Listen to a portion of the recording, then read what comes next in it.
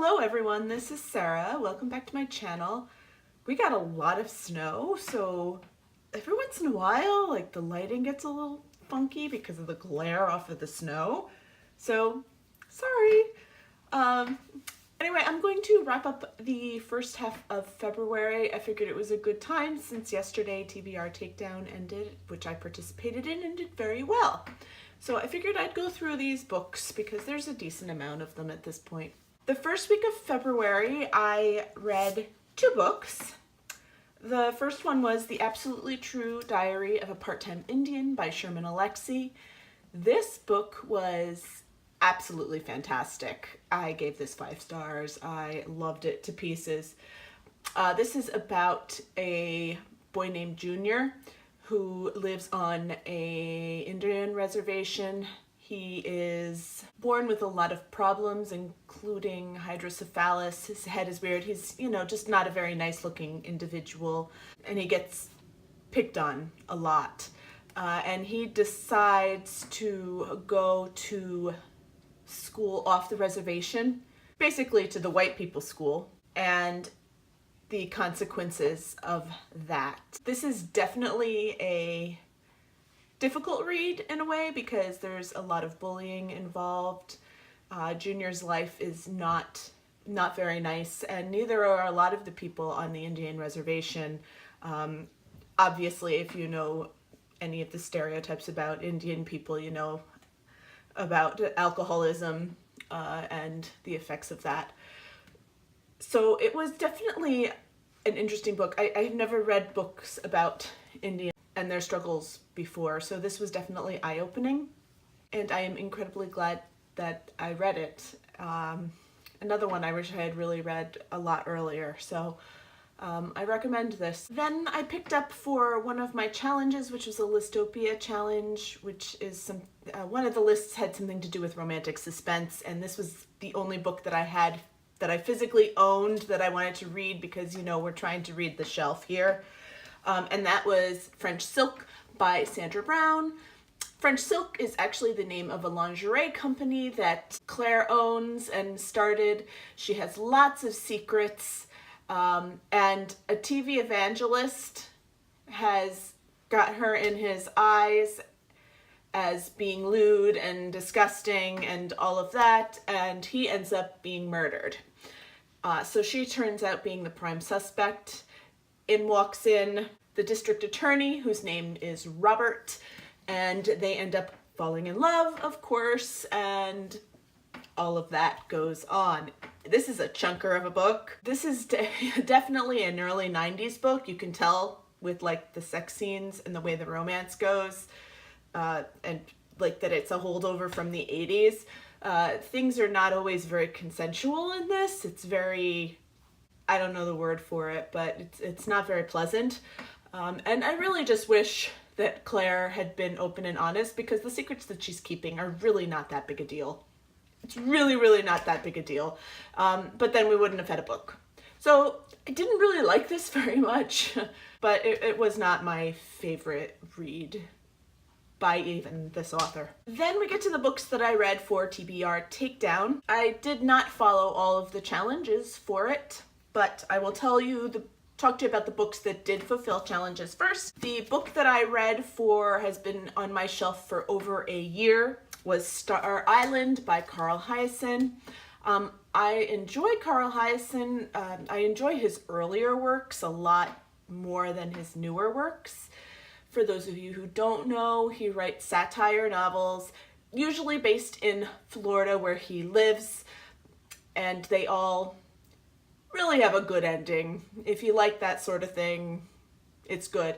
This one focuses on Anne, who is a double for a singer named Cherry Pie, who we also see in the book, because Cherry Pie has a problem with drugs and alcohol, and sometimes they need a double to go to events and such, so that it doesn't look like she has such a problem as she does. And Anne ends up getting kidnapped, and the repercussion of that. Now, as with all Carl Hiaasen books, there are tons of characters, and you don't know how they're all going to intertwine until the end of the book. So overall, I don't want to say much more because I can't even explain all of the other people in it without completely ruining the book for you. Overall, this was actually one of the better ones for his later works because I think this came out in 2006. So it was pretty good and I actually enjoyed it. This one did focus a lot more on celebrity and things like that as opposed to all of the environmentalist aspects. And it is part of a series, part of the Skink series, and I have not read them in order, and I guess you would not have to read them in order to read them. Skink makes an appearance in this book and has a presence, and he is a very interesting character, to say the least. So I believe I ended up giving this 4 stars because I did enjoy this one better than some of his newer works. For books from most recent haul, I technically read 2 books for this. The first one I read was Wicked Cowboy Charm by Carolyn Brown, and this was a typical book. I did not like it very much, and it has nothing that really speaks to me at all. I don't even know how to summarize it because I've forgotten it already. So yeah, no, I think I gave it 2 stars. It really just, it didn't work for me. Then I read At Close Range by Laura Griffin, and this did work for me. This is, it says it's a romance, and I guess technically it is. It has some romance, but it's definitely more suspense than romance. I didn't know, but this is part of the Tracer series. This is book 11, and it made me want to read every other book in this series. This is like CSI or Bones in book form.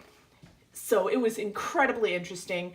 The romance aspects of this book take second to the murders that are in it, which is good. And the Tracers are people who work basically at a CSI company that works with many different police departments, and maybe even the FBI. So they have some of the best people in the world working for them and doing ballistics, which is what Scott, who was one of our protagonists in it, does ballistics.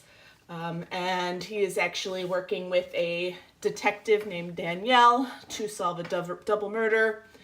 And it's all very interesting, and I read it in one sitting. I did not want to put it down. And my grandfather read it in one sitting. He stayed up until 3 o'clock in the morning.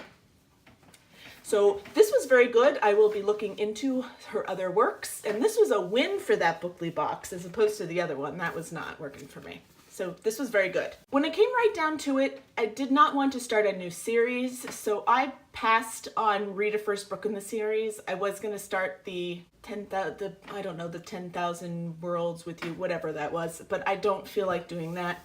So I did the Catch Up on series and the Out of Comfort Zone, and I read this monster, A Court of Mist and Fury, and oh my goodness. It was so worth reading the first book to get to this book.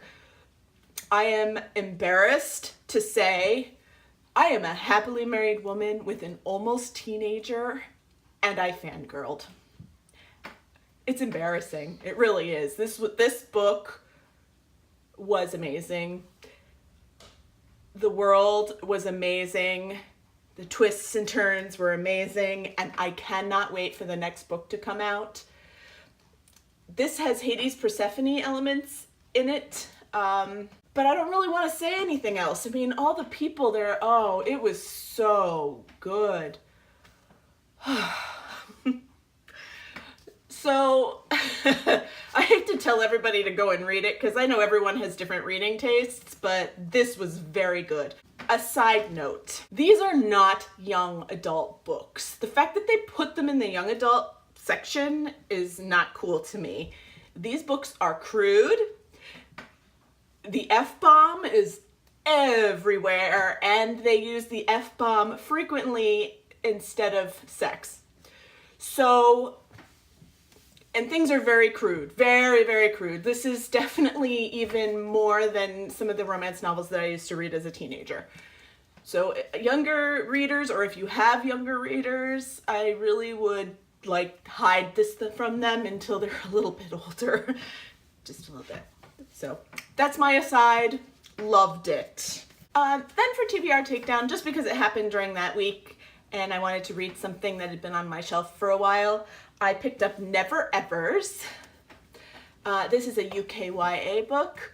It is a romance between, this is absolutely adorable. It was kind of just what I needed as a palate cleanser, I think, between all those other books that I were reading were pretty intense. So this is about basically two different schools from the UK go on a ski trip to the Alps and end up staying at the same hotel together and with a French pop star who one of our main male characters happens to look just alike. So we have Jack, who looks like the star, and we have Mouse, whose real name is Matilda, I believe. I think, I can't remember now. And she has some secrets going on. She was at a special ballet school and ended up not making the cut to go to the next level, and so had to go back to the more public school.